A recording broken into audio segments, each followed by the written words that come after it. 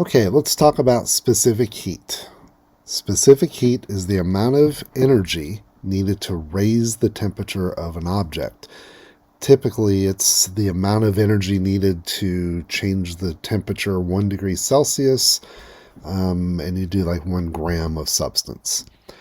Water has, compared to other things, a very, very high specific heat. That means it needs a lot of heat or energy to change the temperature. Because it takes a lot of energy to change the temperature, it's frequently used as a coolant. Things like metals have very low specific heats. It doesn't take very much energy to change their temperature. That's why we use metal in pots and pans. It doesn't take a lot of energy to change the temperature and cook our food.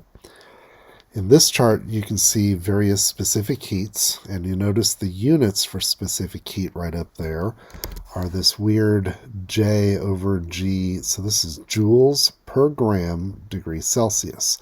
So how much energy, heat, is needed to change 1 gram by 1 degree Celsius?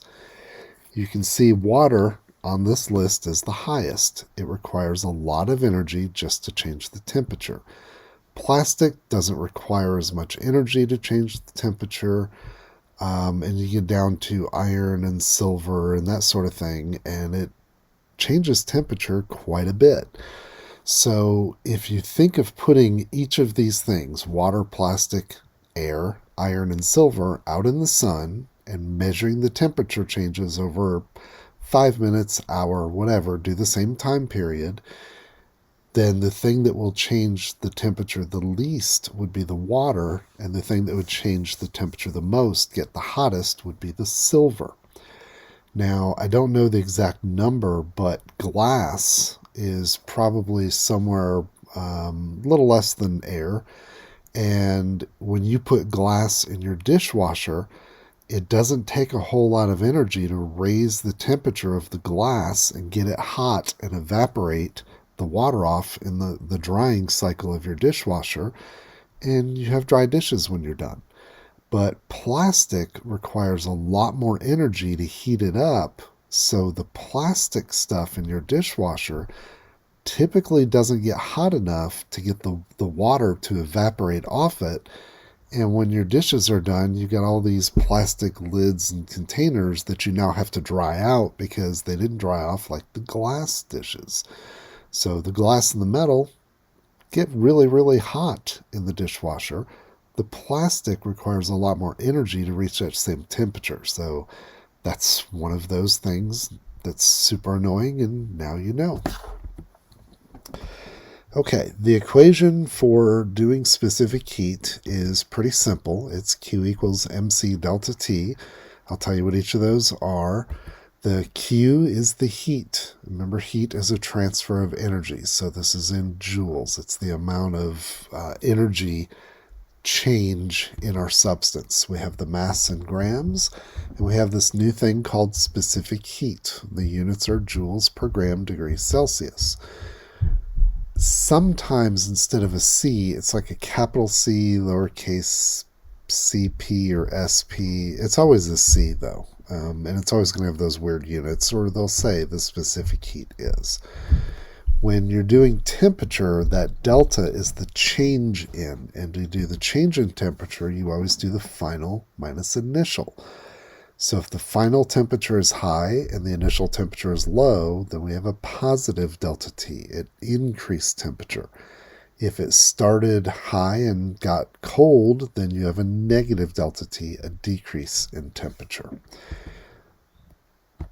So here's an example. How much heat is absorbed when a 500 gram skillet with a specific heat of about half a joule per gram degree Celsius has a temperature rise of 95 degrees Celsius. Sorry, a little grammar issue there. So we list out our variables. M, the mass, is 500 grams. Specific heat is 0.449 joules per gram degree Celsius. And the change in temperature is 95 degrees Celsius. It is positive because the temperature was increased. It rose 95 degrees. It didn't rise to 95. It said a temperature rise of 95 degrees. and we're going to solve for Q. We're going to plug all of that into this equation. So we have our those numbers. I know the units aren't on there. And when you plug it in your calculator, you're going to get 21,000 joules. So that's a pretty significant amount of energy just to raise the temperature of a pan. Example 2.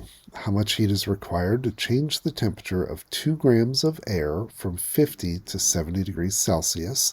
Specific heat of air is 1 joule per gram degree Celsius. Our mass is 2 grams. Specific heat is 1.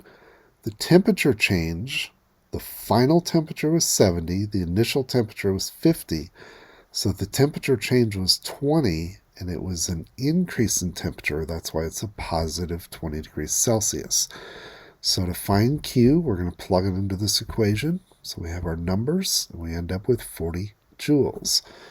Notice how it didn't, the temperature change of that pan was quite a bit. Oh, actually, I can't even compare that because I have different masses and everything. But it would take less energy to raise the same 2 grams of metal than the air. So, that's another good example. Sand and water at the beach. You have the sun beating down on the sand and the water at the beach. You'd expect them to be the same temperature, but they're not. The sand has a very low specific heat, so that solar energy raises the temperature. The sand is hot, but the water feels cool. It is a lower temperature because it takes much more energy to raise the temperature of the water. Okay, example 3. How much heat is released if 15 grams? Okay, released says our Q is going to be negative. If we have 15 grams of plastic cooled from 100 to 40, the specific heat of plastic is about 2. So again, we plug in all of our variables. Mass is 15 grams. Specific heat is 2. And we have a change in temperature of 60 degrees Celsius. And sorry, I had to fix that. The final temperature was 40 degrees Celsius. The initial temperature is 100 degrees Celsius. So we have a negative change in temperature. It cooled off. And then we plug all this in to find Q. So our equation, we plug it all in to find Q. And we end up with negative 1800 joules. That means that the energy of that, plastic changed by about 1800 degrees, or not degrees, joules. It lost energy in order to cool down. Okay, there's this device that's used, and you might use one in chemistry next year, definitely college if you take chemistry. It's called a calorimeter. And what you do is you put a sample of something. In this case, it's an aluminum sample sitting at the bottom, and you have water. And everything is like super insulated. The more insulated, the better. And you measure the temperature of the water. You drop your aluminum sample in there. You can stir it to keep it nice and even. And once the temperature stops, then you can figure out exactly how much temperature change the water went through. You measure the mass of the water, so you know how much energy changed in the water, and you can figure out how much energy was given by the aluminum. So this is the most basic method, but you could also burn a hamburger in here, and of course it's not underwater. You'd have different setup. You would heat the water from the burning hamburger and figure out how much energy that hamburger is released. And the old-fashioned measurement for chemistry and heat is calorie. So you could convert it to joules, which is the standard unit, but typically still used in the food industry as calorie.